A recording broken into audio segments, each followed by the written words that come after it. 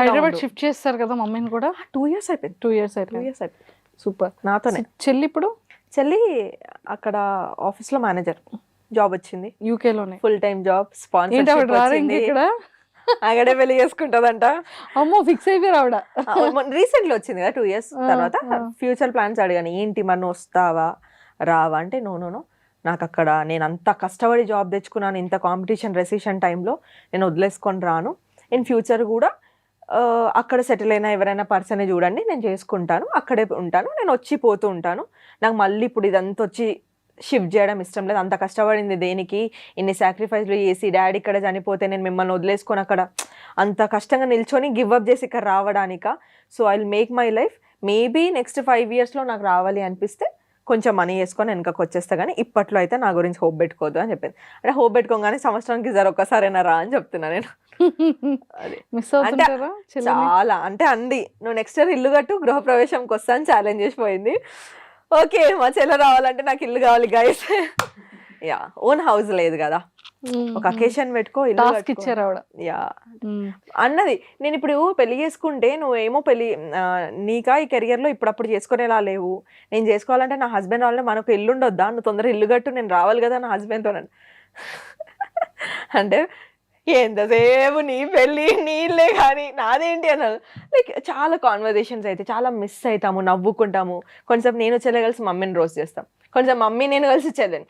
So it's a different kind of combination. 2 daughters 1 mother is a best combination, or else single mother single daughter is a best combination నాకు తెలిసి.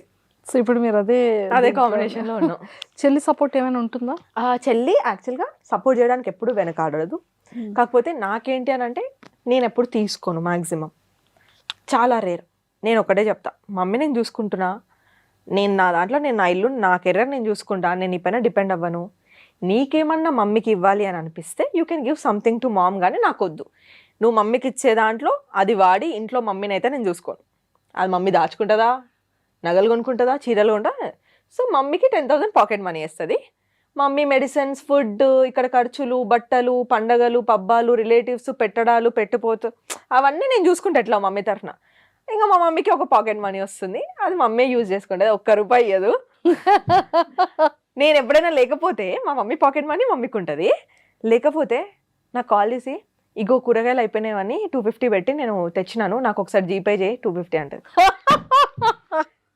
My money is her money, my sister money is her money, but her money is not our money. ఆమె money అట్లా. అరే ₹10 ఖర్చు పెట్టినా చెప్తుంది నాకు. నానా ₹10 అయింది నానా దానికి ఇయ్యి అంటే, మమ్మీ ₹10 ఎవడని జీపే చేస్తాడా, మమ్మీ నీ దగ్గర ఆల్రెడీ చెల్లించాడే, అవి నా పైసలు నేనెందుకు తీస్తాడే, నువ్వు కూడా ఉంటున్నావు కదా మమ్మీ ఇంట్లో. అడగను. యా చెల్లి ఇప్పటివరకైతే నేను సపోర్ట్ తీసుకోలేదు.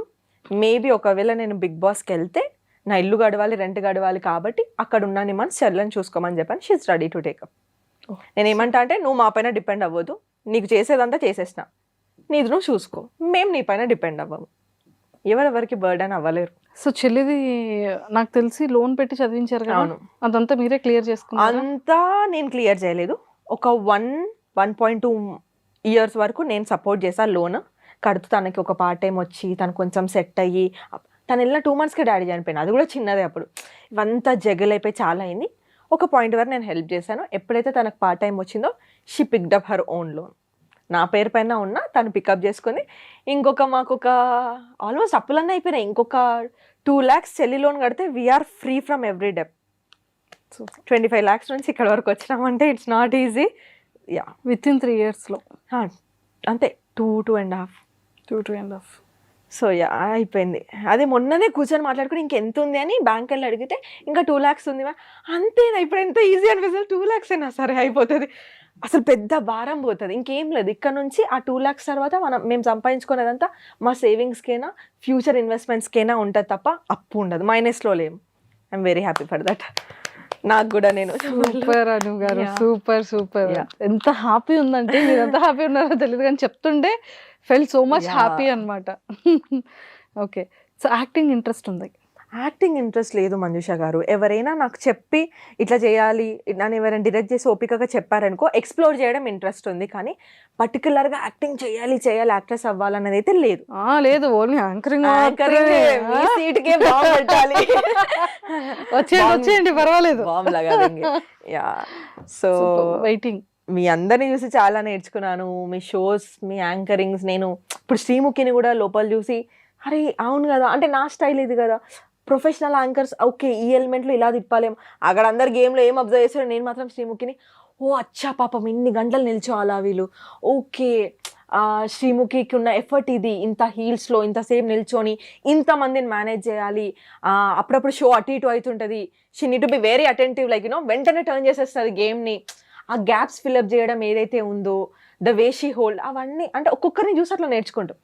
ఇప్పుడు మిమ్మల్ని చూస్తే నాకు ఒకలాగా అనిపిస్తుంది when I compare to all the other people. మీ ఇంటర్వ్యూస్ చూస్తే you wanted to bring so much positivity to the show.